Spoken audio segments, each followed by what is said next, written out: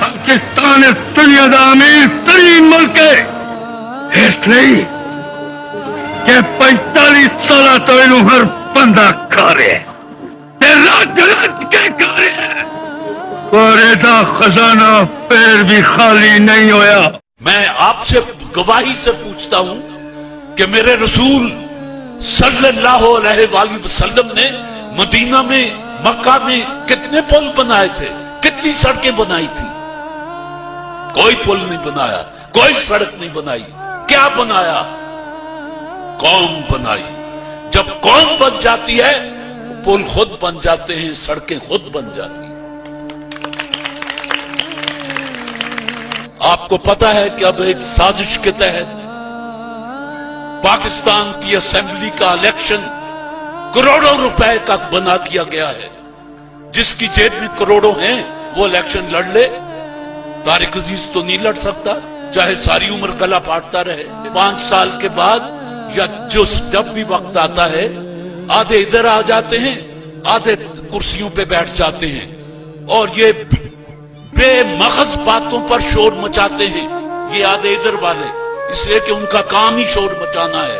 ادھر والے تسلی دیتے رہتے ہیں ہار پھول پہن کے کہ اگلے سال ہم یہ کر دیں گے، اس کے اگلے سال یہ کر دیں گے، اور دیکھو ہم نے یہ کیا تھا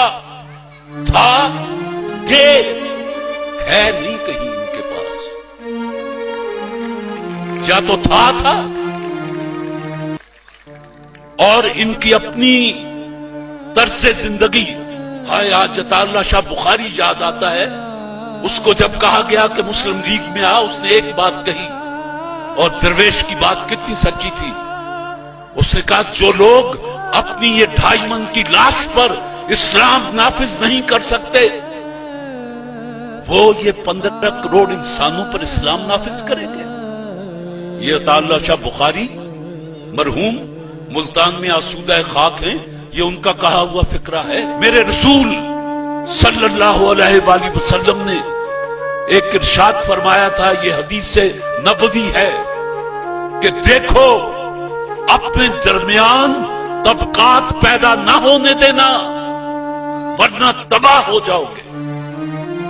ہم نے لیاقت صاحب اپنے درمیان طبقات پیدا کر لیے، دولت کے اعتبار سے بھی ایک طبقہ جو خط غربت سے نیچے چلا گیا، دوسرا طبقہ جن کو پتہ ہی نہیں ان کے پاس کتنا ہے۔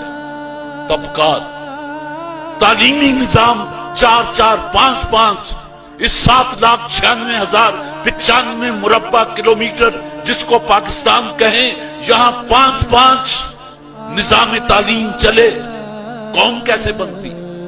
وہ یگانگت کیسے آتی؟ وہ یکجہتی کیسے پیدا ہوتی؟ غریب کا بچہ تپڑوں والے اسکول میں، اور اس کو ڈیل کرنے والے قصائیوں جیسے چہرے والے ماسٹر، اور بعض ایکسن میں، برن ہال میں، جی سی میں، اور ادھر اسلامیہ اسکول، ادھر مولوی بیٹھا صرف قرآن اور حدیث ناظرہ پڑھا رہا ہے، ترجمہ نہیں بتا رہا، اس کو خود نہیں آتا۔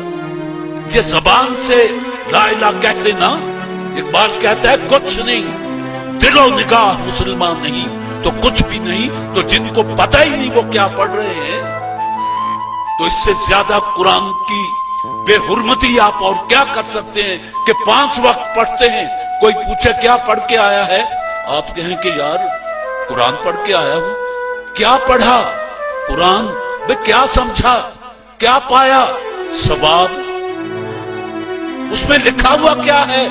اللہ جانے، جیدی کتاب ہے وہ تو جانتا ہی، اللہ جانے۔ لیکن میں ایک غلط فہمی آپ کے ذہن سے نکال دوں کہ دنیا کے جدید علوم میں سے صرف 30% علوم ایسے ہیں جن کی وارث انگریزی زبان ہے۔ ایشیا کا کوئی ملک ایسا نہیں جس کی قومی زبان انگریزی ہو، لیکن 30% علوم ایسے ہیں جو انگریزی زبان میں ہیں، باقی جرمنی میں ہیں، فرینچ میں ہیں، چائنیز میں ہیں۔ آپ جرمنی میں جا کے انگریزی بولیں وہ آپ کا منہ دیکھنے لگتا ہے جیسے ہمارا چک 37 کا بندہ ایسے بندے کا افسر کا منہ دیکھے جو انگریزی بول رہا ہو، وہ ایم کر کے دیکھ دے کہ بول رہے ہیں۔ پتہ چلا کہ ابتدائی تعلیم بچے کو اس کی مادری زبان میں دی جانی چاہیے۔ یہ یو این او کا تھیسس ہے، میرا نہیں۔ علم مومن کی گمشدہ میراث ہے، لیکن ایک بات کہوں، اپنی زبانوں کے شیئر کیجئے، لائک کیجئے اور سبسکرائب کیجئے۔ Thank you.